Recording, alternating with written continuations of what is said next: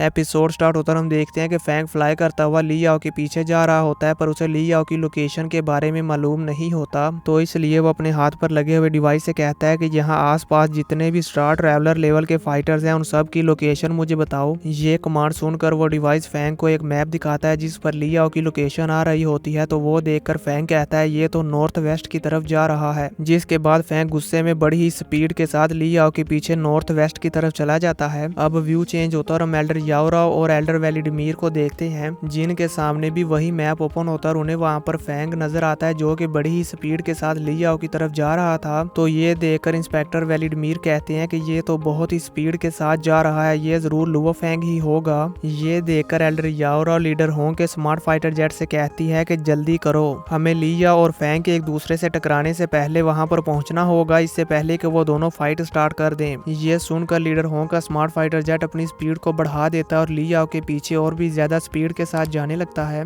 अब हम ली याओ को देखते हैं जो कि बहुत ही ज्यादा स्पीड के साथ कहीं जा रहा था। तभी वो अपनी पावर को रियलाइज करते हुए कहता है ये पावर तो वाकई बहुत ही ज्यादा स्ट्रॉन्ग है, मेरी स्पीड और मेरी अटैक पावर बहुत ही ज्यादा हो गई है, पहले से कई गुना ज्यादा हो गई है और अब मैं पहले से बहुत ही ज्यादा स्ट्रॉन्ग हो गया हूँ। जिसके बाद ली याओ अपनी स्पीड को और भी ज्यादा बढ़ा देता है। तभी ली याओ को पीछे से एक आवाज आती है ली याओ, जो सुनकर ली याओ पीछे की तरफ देखता है तो वो फैंग को देखकर वहीं पर रुक जाता है और कहता है लुओ फैंग, ये सब कुछ तुम्हारी वजह से हुआ, तुम्हारी वजह से। और फिर गुस्से में कहता है मेरी बीवी और मेरा बच्चा मारा गया सिर्फ तुम्हारी वजह से। तो फैंग उसे कहता है नहीं, तुम्हारा बेटा अपने प्राइड और एरोगेंस की वजह से मारा गया, मैंने उसे नहीं मारा, जबकि अपनी बीवी को तुमने खुद अपने हाथों से मार दिया। ये सुनकर ली याओ को बहुत ही ज्यादा गुस्सा आता है और वो गुस्से में चीखते हुए कहता है शट अप। और फिर वो बड़ी स्पीड के साथ फैंग पर अटैक करने लगता है। तो फैंग भी अपना ब्लैक गॉड आर्मर पहन लेता है और अब इन दोनों के दरमियान एक बहुत ही ज्यादा आइकॉनिक लेवल की फाइट होने लगती है और ये फाइट भी काफी ज्यादा स्पीड के साथ हो रही थी। और यहाँ पर ली और फैंग दोनों का अटैक ही बहुत ही ज्यादा पावरफुल था। और यहाँ पर हम एक और चीज देखते हैं कि ली और जब भी फैंग से फाइट करता था तो वो अपना ब्लैक गॉड आर्मर पहन लेता था, लेकिन अब जब ली और फैंग के साथ फाइट कर रहा है तो उसने अपना ब्लैक गॉड आर्मर नहीं पहना। और अब यहाँ पर ली याओ का हर एक अटैक बहुत ही ज्यादा पावरफुल था। ये अटैक इतने ज्यादा पावरफुल थे कि फैंग इन्हें बहुत ही मुश्किल से डोज कर पा रहा था और रोक रहा था। इवन कि इनमें से एक अटैक फैंग के ब्लैक गॉड आर्मर पर भी लग जाता है पर वो भी उसे नहीं झेल पाता, जिस वजह से फैंग अपनी हेवनली फॉरबिडन शटल से नीचे गिरने लगता है। और इन दोनों की ये फाइट लाइव ब्रॉडकास्ट हो रही थी जो कि सैटेलाइट से डायरेक्ट सुप्रीम कोर्ट में ब्रॉडकास्ट की जा रही थी। और ली याओ को इतना ज्यादा पावरफुल देखकर लीडर होंग और वॉरियर ली शैन दोनों ही काफी हैरान हो जाते हैं। जिसके बाद हम फैंग को देखते हैं जो कि अपने आप को संभाल लेता है और अपनी हेवनली फॉरबिडन शटल पर आने के बाद अपने फ्लाइंग नाइफ्स को यूज करता है और ली याओ पर अटैक करता है। पर हम देखते हैं कि ली याओ उसके सारे अटैक्स को ब्लॉक कर लेता है और फिर फैंग पर अपनी पावर से लाइटनिंग स्वॉर्ड्स बनाकर अटैक करने लगता है। पर फैंग फिर भी अपने फ्लाइंग नाइफ्स को यूज करता है और ली याओ पर अटैक करता है। और अब यहाँ पर हम देखते हैं कि ली याओ की पावर अब इतनी ज्यादा बढ़ गई थी कि वो फैंग के फ्लाइंग नाइफ्स की डायरेक्शन पहले ही मालूम कर लेता है कि वो किस तरफ से अटैक करने वाले हैं। और ये सब होता हुआ देखकर ली याओ भी काफी खुश हो रहा होता है क्योंकि अब वो फैंग को आसानी से किल कर सकता है। ये जानकर हम देखते हैं कि ली याओ बहुत खुश हो जाता है और बहुत ही स्पीड के साथ फैंग के सभी फ्लाइंग नाइफ्स को पीछे करते हुए फैंग पर अटैक करने लगता है। ली याओ को इस तरह से फैंग पर हावी होता हुआ देखकर लीडर होंग, एल्डर यी साइट और एल्डर येन हाई काफी ज्यादा हैरान हो जाती हैं कि अब ली याओ कितना ज्यादा पावरफुल हो गया है। जिसके बाद हम ली याओ को देखते हैं जो कि लगातार फैंग पर अटैक कर रहा था, बिल्कुल उसी तरह जिस तरह फैंग ने ली याओ पर अटैक किए थे और ली याओ को बहुत ही ज्यादा इंजर्ड कर दिया था और ली याओ अपने घुटनों पर आ गया था। बिल्कुल सेम उसी तरह अब ली याओ फैंग को पीट रहा होता है। ये तो खुशकिस्मती से फैंग के पास ब्लैक गॉड आर्मर है जिस वजह से फैंग को ज्यादा नुकसान नहीं होता। और हम देखते हैं कि ली याओ के ये अटैक वाकई बहुत ज्यादा पावरफुल थे, फैंग के अटैक से तो काफी ज्यादा पावरफुल थे। और अब यहाँ पर ली याओ फैंग से अपने सारे बदले ले रहा होता है और फैंग को अच्छी तरह से पीटने के बाद वो उसे सर से पकड़ता और घुमाकर नीचे फेंक देता है। जिसके बाद भी वो नहीं रुकता और फैंग पर अटैक किए जा रहा था। हालांकि फैंग यहाँ पर हवा में नीचे गिर रहा था और अपने आप को संभाल नहीं पा रहा था। और यहाँ पर ली याओ फैंग पर किक्स की बारिश कर देता और फैंग को चारों तरफ से घूम घूम कर किक मार रहा होता है क्योंकि अब ली याओ की स्पीड बहुत ही ज्यादा बढ़ गई है। और अब फैंग को अच्छी तरह से पीटने के बाद ली याओ फैंग को अपनी एक फाइनल किक मारता है और हम देखते हैं कि ली याओ की ये किक कितनी ज्यादा पावरफुल होती है कि इससे फैंग के मुंह से ब्लड आने लगता है और फैंग बहुत ही ज्यादा स्पीड के साथ नीचे गिरने लगता है। फैंग की स्पीड इतनी ज्यादा होती है कि फैंग अपने आप को संभाल नहीं पाता और बहुत ही ज्यादा स्पीड के साथ नीचे आकर एक बिल्डिंग पे लगता है और उस बिल्डिंग के सारे फ्लोर्स को तोड़ते हुए नीचे गिर रहा होता है। ली याओ ये देखकर भी नहीं रुकता और उस पर एक बहुत ही ज्यादा पावरफुल अटैक करता है जो कि होता है क्रॉस स्लैश अटैक। ये अटैक देखकर फैंग भी समझ जाता है कि अगर ये अटैक मुझे डायरेक्ट हिट कर गया तो मैं जिंदा नहीं बच पाऊंगा। और हम देखते हैं कि ली याओ का ये अटैक इतना ज्यादा पावरफुल होता है कि जिस बिल्डिंग के फ्लोर्स को तोड़ते हुए फैंग नीचे गिर रहा था, ये अटैक उस बिल्डिंग पर आकर लगता है और उस पूरी बिल्डिंग को डिस्ट्रॉय करते हुए फैंग की तरफ जा रहा था। इस अटैक की पावर को देखकर फैंग जल्दी से अपनी हेवनली फॉरबिडन शटल को बुलाता है और उसकी डिफेंसिव शील्ड को यूज करता है, जिस वजह से हम देखते हैं कि फैंग की जान यहाँ पर बच जाती है। पर सुप्रीम कोर्ट में मौजूद सभी वॉरियर्स ये देखकर बहुत ही ज्यादा शॉक हो जाते हैं और कहते हैं कि ली याओ के एक अटैक की पावर इतनी ज्यादा है। और अब हम देखते हैं कि जैसे ली याओ का वो स्लैश अटैक फैंग की हेवनली फॉरबिडन शटल के साथ टकराता है तो वहां पर एक बहुत ही बड़ा ब्लास्ट होता है, जिससे ना सिर्फ वो बिल्डिंग टूट जाती है बल्कि उसके आसपास की सारी बिल्डिंग्स भी टूटकर मलबे में बदल जाती हैं। और अब हम देखते हैं कि फैंग उस बिल्डिंग के मलबे से बाहर आ जाता है और यहाँ पर फैंग की हालत बहुत ही ज्यादा खराब होती है और वो काफी ज्यादा इंजर्ड हो गया होता है। जिसके बाद हम ली याओ को देखते हैं जो कि ऊपर आसमान में आ जाता है और अपने एक और बहुत ही ज्यादा पावरफुल अटैक को क्रिएट करने लगता है। और ली याओ का ये अटैक देखने में इतना ज्यादा खतरनाक और पावरफुल लग रहा था कि एल्डर याओरा और एल्डर वेलिडमीर ये देखकर बहुत ही ज्यादा डर जाते हैं और कहते हैं कि ये ली याओ अपनी वैटेलिटी को जलाकर एक बहुत ही ज्यादा पावरफुल अटैक बना रहा है। अगर ये अटैक डायरेक्ट फैंग पर लग गया तो इससे ना सिर्फ फैंग मारा जाएगा बल्कि ये पूरा शहर डिस्ट्रॉय हो जाएगा। और अब ली याओ के उस अटैक को रेडी होता हुआ देखकर इंस्पेक्टर वेलिडमीर बहुत ही ज्यादा शॉक हो जाते हैं और कहते हैं शायद वो चाहता है इससे पहले कि एल्डर वेलिडमीर अपनी बात को पूरा कर पाते। इसी के साथ ये एपिसोड खत्म हो जाता है। तो देखेंगे नेक्स्ट एपिसोड में कि इंस्पेक्टर वेलिडमीर क्या कहना चाहते थे।